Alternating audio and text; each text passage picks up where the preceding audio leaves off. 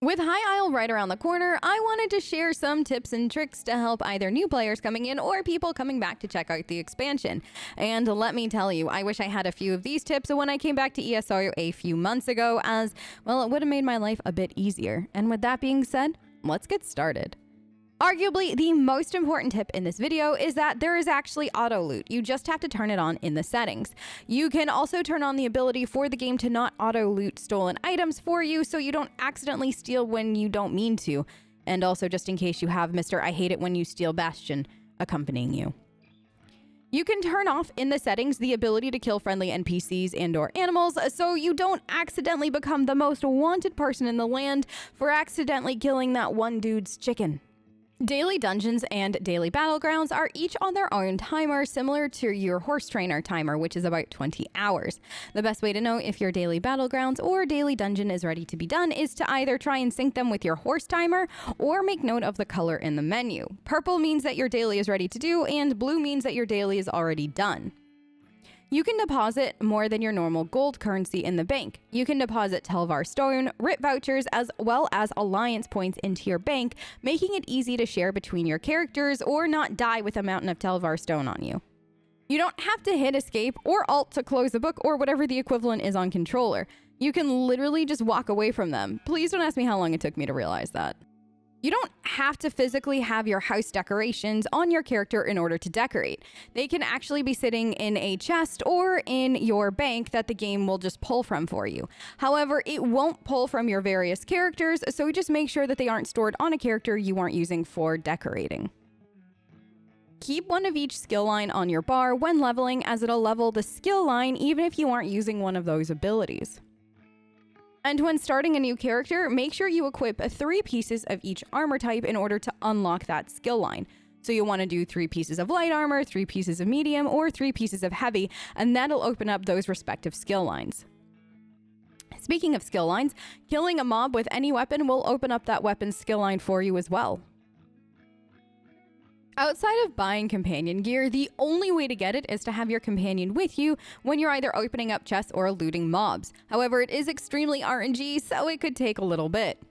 You can also store any extra gear that you get but don't need currently, and then use it either on a different companion with your current character or on a different companion for a different character down the road. Speaking of leveling your companions, there's actually a combat level as well as a rapport level to keep in mind. The combat level goes across your account, whereas the rapport level is per character. There are tiny free apartments in the game, several of them actually, and each character can unlock one, and then it just unlocks for your account. It's highly worth it to unlock all of them at some point, as they provide free fast travel points. Speaking of fast travel, you can fast travel for free to friends or guildmates to unlock areas or get to just certain places quicker. Usually if you fast travel to someone that isn't in their home or in a dungeon, it'll just put you at the closest way shrine to them. There is a luxury furnishing vendor that arrives in Cold Harbor every weekend. They have, well, luxurious decorations. If you're a deco fiend, it's worth it to either hoof it via the main story to Cold Harbor or ask a friend or guildmate to get you there quickly. Have you ever gotten a really high-end motif and the game yells at you that you can't unlock it because your crafting level isn't high enough, and then you sit there super confused because you swear your woodworking level is a 14 and it says you need a level 9 to unlock the blueprint? It's not that level that they mean. What they're talking about is the first perk in each of the skill lines for clothing, woodworking, as well as blacksmithing. So you just need to get that skill to the appropriate level. And just for reference, to get your blacksmithing, clothing, or woodworking to level 10 for the first perk means that you need to level the skill line to level 50. Champion points are account-wide, so once you get one character to level 50 and unlock the champion point system, you now have access to that champion point system across all of your characters, even if they haven't hit level 50 yet. Which does mean that once you create a brand new character, they too have access to champion points. And any character that hits level 50 and just keeps playing will be adding to that big CP pool that you have. So it's worth it to get at least one character to level 50 as quickly as possible, so then that way you can start using CP across everybody. Your horse trainer is per character, so really and truly don't forget to train your horse. CP 160 is max gear level, so it's worth it to wait to grind out gear or craft yourself some really nice gear until you hit CP 160 so you don't have to keep upgrading it. Dailies such as crafting writs and battleground dailies reset at the same time every day as opposed to your daily battlegrounds and your daily dungeons that are on their own timer, which is also separate from your horse timer. Endeavors are a grindable currency that you can earn by doing dailies and weeklies. This currency can then be spent in the Endeavor store to allow you to get some of the crown crate items without the need for, well, crowns. If you go to the group finder section, you can see what you need to do for endeavors for either the day or the week. And if you go to the crown store section and hit the little endeavor symbol in the little extra bar at the top right hand side, you can see what's available in the Endeavor store. Joining guilds are totally optional, but also account wide. You can join up to 5 guilds, and once you're in, all of your characters are in, so you don't have to keep swapping to different characters in order to sell stuff if you belong to a trade guild. The story in ESO can literally be done in any order.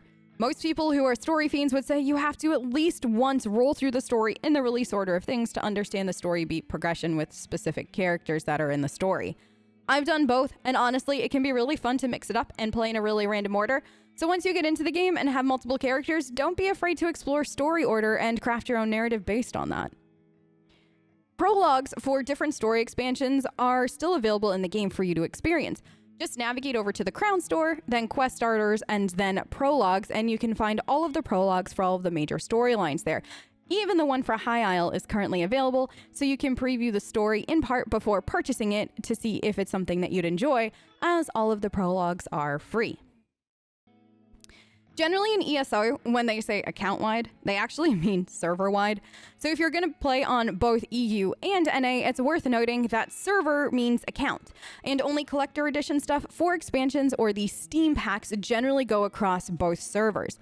Otherwise, things that you've unlocked or bought in the Crown Store or achievement rewards are bound to your server. However, your crowns are shared across the 2 servers, whereas the gems that you get from crown crates are bound to each server and not shared. Snugpod in Grotwood is probably the most useful home to have in the game as far as using it for a fast travel point. Grotwood has very easy access to literally everything that you could possibly need in the game, including respecking shrines, Undaunted, the Fighters and Mages Guild dailies, crafting, fast travel to different DLCs or quest lines. There's a merchant, there's a bank, and a way shrine right outside your front door. The home retails for 45,000 gold and can be purchased at any time. I highly recommend saving up and purchasing it ASAP. Speaking of respecking your characters, you can respec at any time if you'd like to. Just find an appropriate shrine and you can respec either your attributes, your skills, or just your skill morphs. You can also respec your champion points at any time from the champion point menu. It's a flat rate of 3,000 gold and very easy to do. Take advantage of the armor station if you haven't yet. It's available for free in the Crown Store under the Furnishings section. This allows you to save builds, including your champion points, attributes, skills, and also your gear. And with the High Isle update coming, it will also include your Mundus Stone choice. The first 2 loadouts are free per character, and after that, you do have to purchase each additional slot per character if you'd like. However, if you wanted a PvP and a PvE build, or a crafting and then a combat build, this is an extremely easy way to do it that doesn't require the use of add-ons. This is such a weird but fun tip. If you're super into story like I am, you can re-talk to NPCs in the storyline pretty much at any point. This is really nice to do after a lot of dialogue with several people or when entering new areas or new things happen, as they might have a few extra additional lines of dialogue. It's really easy to forget or just miss doing this, but it really does add to the story if you get a chance, so check back with them whenever possible. And lastly, to get blueprints and motifs or cooking recipes, the best way to do that is honestly to loot all of the things. Find areas with lots of containers and make sure to go back there regularly to loot them. The more containers, the more chances you have for something good. And that's it. Those are just a few of my quick starting tips for you. Hopefully this helped if you're either new or returning to the Elder Scrolls Online. Thank you so much for watching, and I will catch you in the next vid. Bye!